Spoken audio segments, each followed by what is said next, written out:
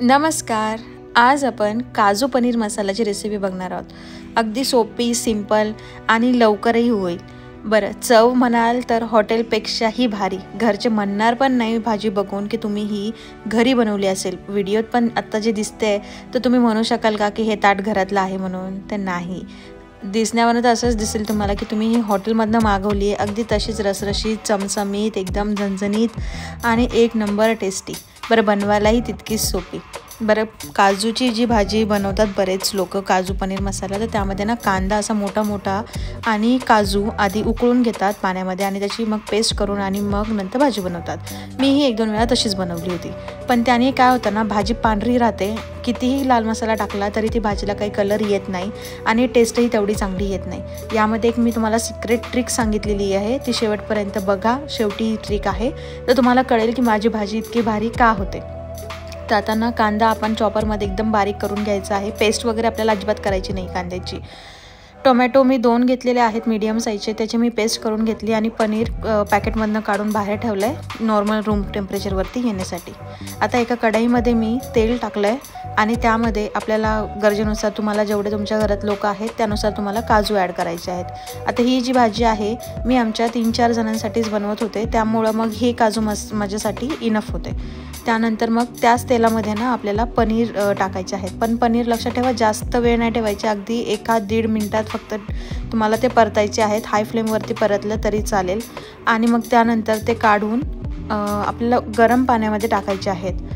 पनीर कधी पण लक्षात ठेवा प्रोटीन आहे, त्यामुळे जास्त वेळ जर तुम्ही त्याला उकळवलं किंवा जास्त वेळ त्याला तुम्ही तळलं भाजलं तर मग ते कडक होतं. आता हे काढलेलं पनीर आपण गरम पाण्यात यासाठी टाकलं ना की आता ते सॉफ्ट राहील. नंतर व्हिडिओमध्ये मी तुम्हाला दाखवेलच ते किती पनीर सॉफ्ट राहिलं होतं.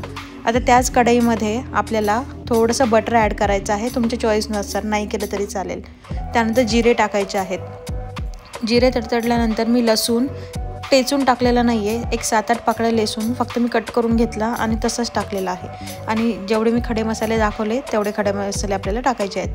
त्यामध्ये एखादं तमालपत्र, दालचिनी, मोठी विलायची, 1-2 लवंग इतकंच फक्त टाकायचं आहे, जास्त ओव्हर टाकायचे नाही आहेत. आणि नंतर मग तेही छान परतल्यानंतर कांदा टाकायचा आणि कांदा एकदम गोल्डन ब्राऊन होईपर्यंत मस्तपैकी परतून घ्यायचा. कांदा इथे लक्षात ठेवा खूप छान आपल्याला परतायचा आहे.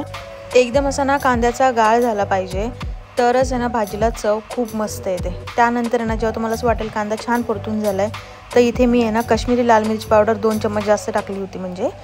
आणि त्यानंतर 1 चम्मच मी आपलं घरगुती लाल तिखट टाकलं होतं.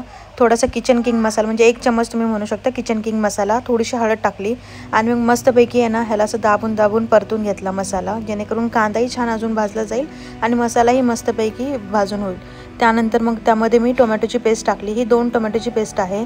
माझी भाजीची क्वांटिटी कमी आहे त्यामुळे मी कमी घेतलं आहे. तुम्हाला जर जास्त भाजी बनवायची असेल तर तुम्ही जास्तही घेऊ शकता. आणि मग ही टोमॅटोची पेस्टसुद्धा आपल्याला छान परतून घ्यायची आहे. आता ती पेस्ट परतते तर ही सिक्रेट रेसिपी किंवा हे सिक्रेट ट्रिक आहे की थोडेसे काजू म्हणजे एक 7-8 काजू आणि 2 चम्मच मी इथे दूध पावडर घेतलेली आहे. ती आपल्याला थोडंसं पाणी टाकून छानपैकी पेस्ट बनवायची आणि ती यामध्ये मिक्स करायची, जेणेकरून ना भाजीला तो क्रीमी टेक्स्चर आणि काजूची चव आणि अजून भाजीचं जे चव आहे ना 10 टाइम्स बेटर होते. जेव्हा तुम्ही उकळून टाकता किंवा स्टार्टिंगला टाकताना त्याला चव एवढी छान येत नाही. एकदा ही ट्रिक नक्की वापरून बघा, तुम्हाला खूप आवडेल. फ्रेश क्रीम किंवा काहीच टाकायची तुम्हाला याच्यामध्ये गरज नाही आहे. आणि ती क्रीम टाकून मिक्स करायचं आणि झाकण ठेवून एक 3-4 मिनटं छानपैकी तेल सुटेपर्यंत त्याला परतून घ्यायचं. बघू शकता आत्ताच बघा भाजी किती सुंदर दिसते आहे, भाजीला कलर किती छान आलेला आहे आणि भाजीचा टेक्स्चर बघा तुम्ही किती क्रीमी दिसतं आहे, म्हणजे बघूनच खायची इच्छा होईल भाजीला, अशी भाजी बनते. आता या स्टेजवरती ना ह्याला छान मिक्स करून घ्यायचं. हे बघा म्हणजे भाजीची तुम्ही ग्रेव्ही बघा किती सुंदर आहे, अगदी सेम हॉटेलसारखी. यामध्ये आपण कोणताही कलर वापरलेला नाही आहे किंवा काहीच वापरलेलं नाही आहे. आता इथे आपल्याला काजू ॲड करायचे आणि जे पनीर आपण पाण्यामध्ये भिजत ठेवले होते, म्हणजे जे फ्राय करून आपण ठेवले ते पाण्यामध्ये, ते टाकायचे. हे बघा पनीर किती सॉफ्ट झालेलं आहे, म्हणजे तळल्यानंतरही पनीर इतकं सॉफ्ट तुम्ही नॉर्मली असं बघत नाही, होत नाही असं. जेव्हा तुम्ही पाण्यात टाकताना तेव्हाच ते एवढं सॉफ्ट पडतं आणि नंतर भाजीमध्ये सुद्धा ते सॉफ्ट राहतं. अजिबात रबरासारखं कडक किंवा रबरासारखं स्ट्रेच होत नाही. तर त्यानंतर आहे ना ह्याला छानपैकी मिक्स करून घ्यायचं आणि मग झाकण ठेवून अगदी 1-1.5 मिनटच फक्त शिजवायचं आहे. आता खूप जास्त शिजवायचं नाही कारण भाजी आपल्याला ऑलरेडी रेडी झालेली आहे. हे बघा एखाद मिनटं मी फक्त शिजवलं होतं. छानपैकी ह्याला तेल सुटलेलं आहे. त्यानंतर मग शेवटी तुमची कोथिंबीर ॲड करायची आवडीप्रमाणे, कमी जास्त, आणि त्यानंतर झाकण ठेवून मग तुमची भाजी एकदम परफेक्टली रेडी आहे. तुम्ही भाजी सर्व करू शकता. आता आपण ना तंदूर नान बनवतो आहे, तर त्यासाठी ना मी इथे 1.5 वाटी ते 2 वाटी पीठ घेतलेलं आहे, गव्हाचं पीठ. त्यामध्ये मी मोठा चमच्याने 1 ते 1.5 चमचा दही टाकलेला आहे. थोडासा सोडा, मीठ आणि ओवा टाकून याला छानपैकी मिक्स करून घ्यायचं आधी चम्मचने, आणि 1-2-3 मिनटं फक्त ठेवायचं साईडला चमच्याने मिक्स करून.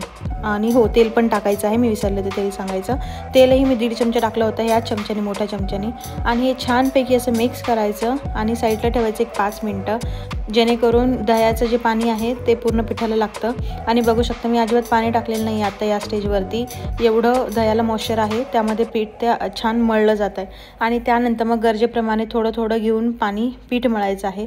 हे पीठ खूप जास्त घट्टही मळायचं नाही आहे आणि खूप पातळही नाही. हे बघू शकता असं रफ पीठ मळायचं आणि झाकण ठेवून 10 मिनटासाठी ठेवून द्यायचं, जेणेकरून जे सोडा, मीठ आणि आपण दही टाकलेलं आहे ते ॲक्टिवेट होतं आणि पीठ छान फुलतं. आणि त्यानंतर ना मग असंच हाताने आहे ना 1-1.5 मिनटासाठी मस्त मळून घ्यायचं आणि असे गोळे तयार करून घ्यायचे. खूप मोठे नाही करायचे, कारण आपल्याला तव्यावरती त्याला तवा उलटा करून भाजायचे सुद्धा आहेत, म्हणजे तंदूर टाईप आपण तव्यावरती बनवतो आहे. आता एका प्लेटमध्ये ना तीळ आणि कोथिंबीर मी घेतलेली आहे.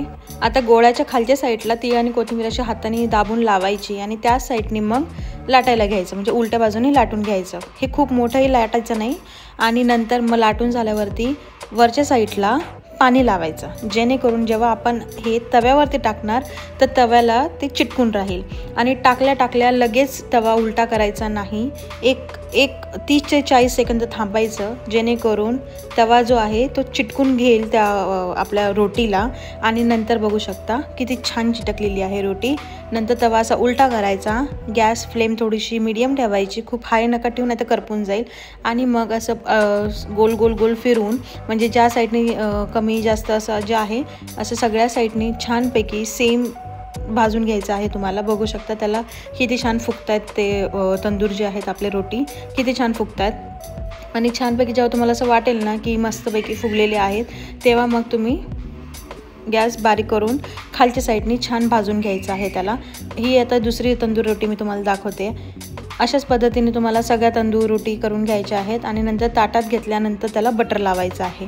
आणि बटर लावल्यानंतर तुम्ही बघू शकता परफेक्ट तंदूर रोटी आपल्या तयार झालेल्या आहेत. तर तुमची भाजी तयार झालेली आहे, तंदूर रोटी तयार झालेल्या आहेत.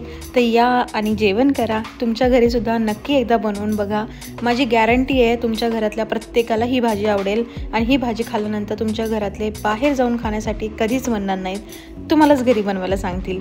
आणि जर ही रेसिपी आवडली असेल तर चॅनलला सबस्क्राईब करा. तोपर्यंत एन्जॉय करा. थँक्यू.